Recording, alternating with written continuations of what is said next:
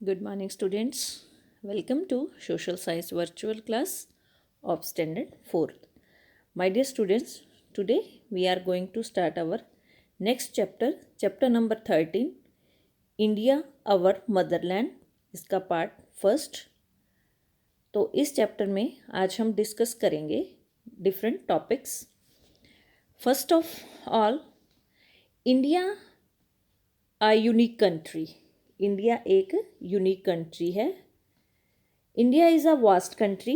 It has a great variety of landform, mountains, forest, desert, lakes, rivers, valleys, plateaus, flora, fauna, climate, tradition, culture. तो ये सभी चीज़ें जो है India को एक यूनिक कंट्री बनाती हैं. About our India, according to the land area of India spread over 3,879 kilometre from Kashmir to Tamil Nadu. Kashmir से लेके तमिलनाडु तक ये फैला हुआ है. In the east it spread over 3,328 kilometre from Gujarat to Arunachal Pradesh. Gujarat से लेके अरुणाचल प्रदेश तक.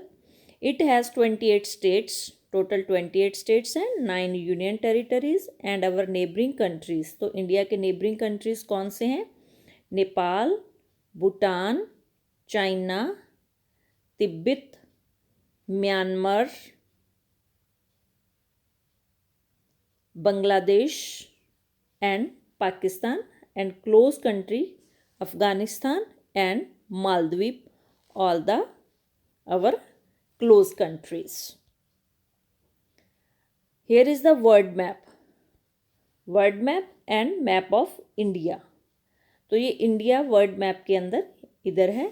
तो ये हमारी 28 स्टेट्स हैं टोटल एंड देयर कैपिटल्स. इस मैप के अंदर कैपिटल्स भी हैं और स्टेट्स भी हैं. Next one, physical features of India. तो आज हम इस लेसन में डिस्कस करेंगे फिजिकल फीचर्स ऑफ इंडिया, कि इंडिया के जो फिजिकल फीचर्स हैं वो कहाँ कहाँ से कौन कौन से हैं फिजिकल फीचर्स हैं. First is northern mountain. Northern mountain, the Himalaya range stretch from Jammu Kashmir in the north to Arunachal Pradesh in the east. The high peaks are covered with snow throughout the year, and there the mountains are the source of many rivers. There are the many hill stations like Shimla, Srinagar, Gulmarg, Nainital, Kullu, etc.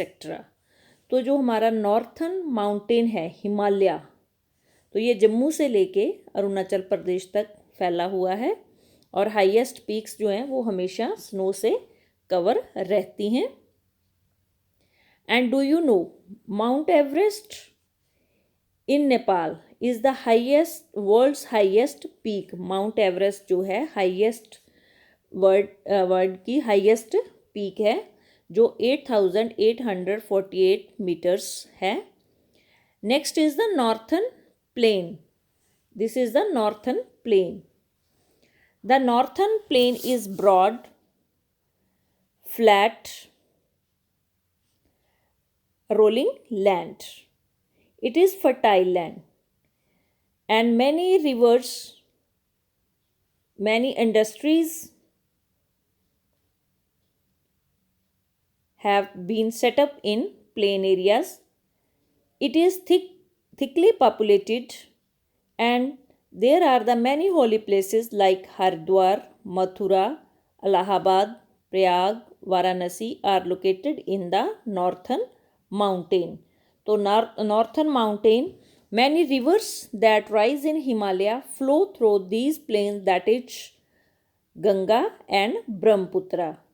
तो ये है हमारा northern plain area. Next, the Indian desert. Next one is the Indian desert. The Indian desert is also known as Thar desert. Indian desert is known as Thar desert. It is barren and sandy land. Rajasthan have very little rainfall. Rajasthan जो area है वहाँ पे very little rainfall होती है. The deserts has hills of sand called sand dunes. The days are hot and nights are cool in the desert. Desert में क्या होता है कि नाइट्स जो होती हैं वो कूल होती हैं, ठंडी होती हैं, और दिन जो होता है वो बहुत गर्म होता है due to the sand. Do you know camel is called the ship of desert because, क्योंकि कैमल को डेजर्ट का शिप कहा जाता है. क्यों कहा जाता है? Because it can carry load throughout the desert with the help of its padded feets. जो इसके पेडिड फीट्स होते हैं इसके द्वारा इसके कारण वो ज़्यादा चल सकता है. Camel can remain without water for a long time. तो कैमल जो है बिना पानी पिए बहुत दिनों तक जीवित रह सकता है. तो इसीलिए कैमल को डेजर्ट का शिप कहा जाता है. तो ये था बच्चों हमारा आज का topics. Thank you. Have a nice day.